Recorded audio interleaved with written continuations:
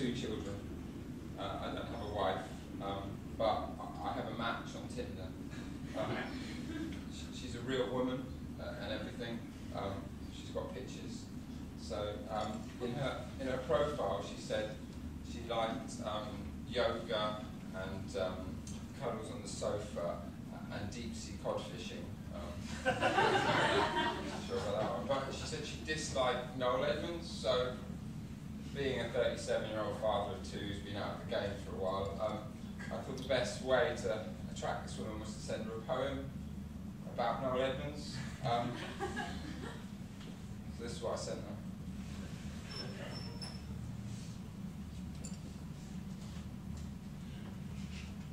Extremely satisfied, Noel Edmonds took his dick out of Mr. Bloggy's mouth. Bloggy, Bloggy, Bloggy, said Mr. Bloggy.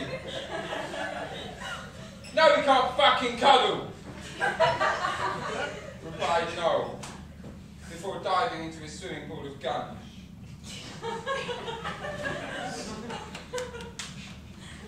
So I sent her that poem.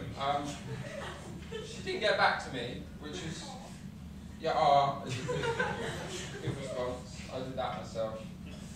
But I didn't want to give up. I'm not a believer in giving up. So I thought I'd send her another poem, but I thought Noel Edmonds got a very eclectic mix of shows, so I thought maybe it wasn't Noel House Party she didn't like, maybe it was one of the others. So I sent her the one about the boxes, you know, the blue boxes and the red boxes. Deal or no deal, yeah. So I sent her a poem about deal or no deal. Noel Edmonds filled all the blue boxes up with puppies. He was desperate. He lost 300,000 viewers in the last 2 weeks. 6 of the puppies died. The other 5 shat themselves. Some of it getting on Noel's jacket.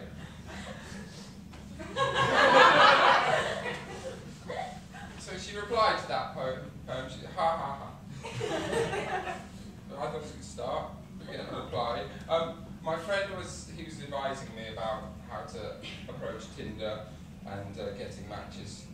Well, essentially trying to get sex, essentially is what you're trying to do, really. So my friend was advising me, and he said, make sure don't put yourself in the friendship zone. Make it quite clear, quite early that you want to sleep with them. So I sent her this poem. Harry turned Hermione over and spunked all over her chest. Like to see the ginger cunt do that, he cried, before cleaning them both up with a baby wipe.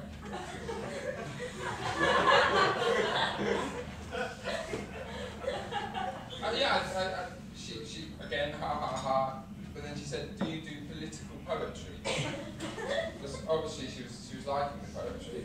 I haven't done political poetry, but I do now, so this is the poem I sent her to grab her attention.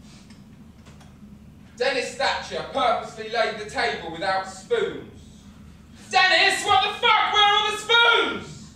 Screamed Margaret, losing it in front of Douglas Hurd. It was a small victory, thought Dennis, but a good one.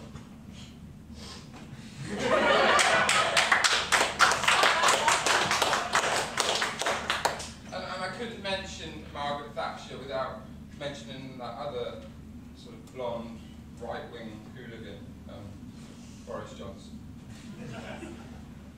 Boris Johnson decided to learn German so he could tell Angela Merkel to fuck off in her own language. He took classes at the local library and soon was able to ask for a train ticket to Leipzig. After about 6 months, he was addicted to bratwurst and started wearing lederhosen to Prime Minister's questions, which excited Jeremy no end.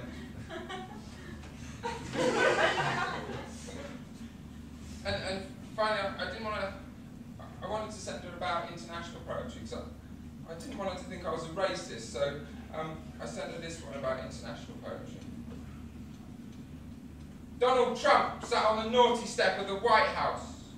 He'd been mean to Muslims and pissed off Scotland into the bargain. When Obama came back 2 hours later and asked him if he was ready to apologise, he just stuck his tongue out at him and carried on smelling his own toes.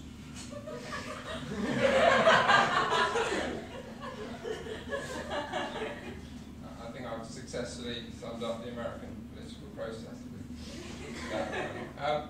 As I said at the start, I'm a Thatcher. It's very important on Tinder to get it out there, sort of, that you like the outdoors. Everyone seems to like the outdoors on Tinder. I don't believe them, but so I wanted to write a poem about nature and show my love of nature. David and Richard Attenborough found out they had different dads. David didn't say anything. He was too busy collecting beetles. But Richard snorted 6 lines of coke, grabbed a big fuck-off shotgun, and decided to go kill a velociraptor.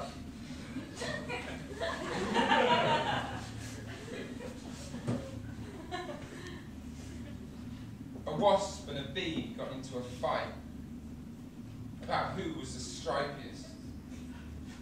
The wasp was a real bastard and goaded the bee on till he stung him. "That's a fuck!" said the wasp. "But it was worth it to see the fat cunt die."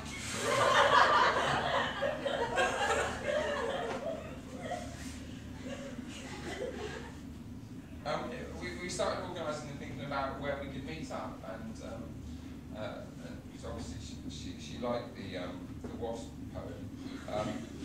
Who wouldn't really? But in thinking of where we meet up, I had a little poem I thought would amuse her about someone I'd seen on a train station platform. John sat in his maroon trousers, brushing his teeth on platform 6. He'd been at it for several hours, missing 3 trains in the process. By the time we made it to the party, Joanne had already gone home with Barry, who'd had a root canal only last week.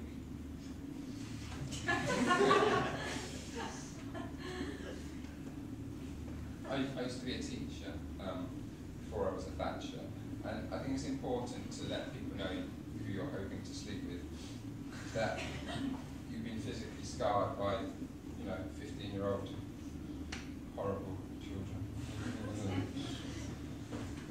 I still get flashbacks. Michael Gove was at work, and it was hot.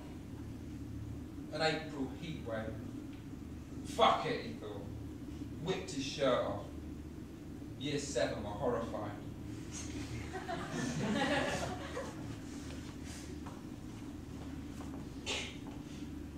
Why don't I tell people I'm a Thatcher? I get a little afraid. They think I don't have a sort of cultural backbone. I'm just some backwater thug who carries straw up a root. So I wanted to impress her with my knowledge of literature and other such showy-offy things, sort of thing. So this is my poem about literature.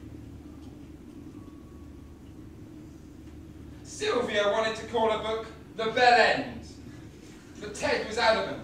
It's jar, old girl, jar!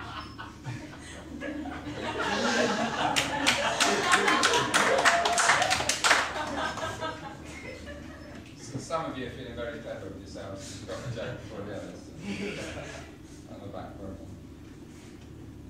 Video killed the radio star, and then fucked the fruit machine in the bogs.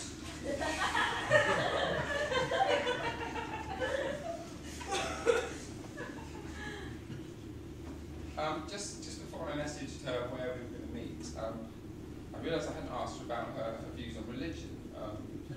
I'm a very religious person, and God's very important to me, so I wanted to make sure. Why is everyone laughing?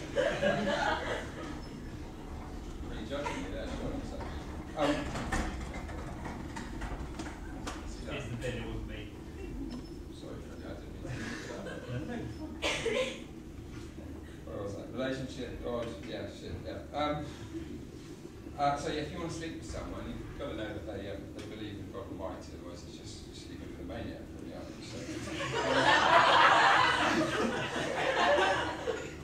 So that's my poem. I've got a couple of poems about God.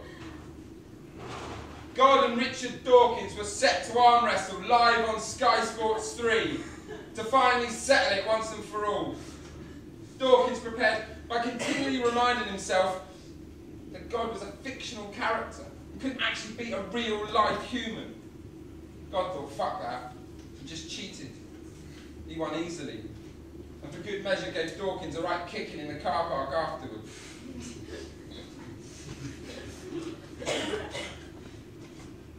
Matthew, Mark, Luke, and John had got Jesus a stripper for the Last Supper.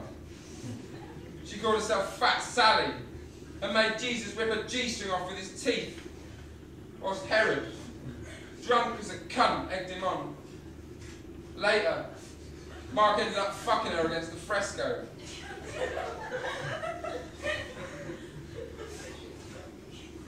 In the end, the relationship didn't work out.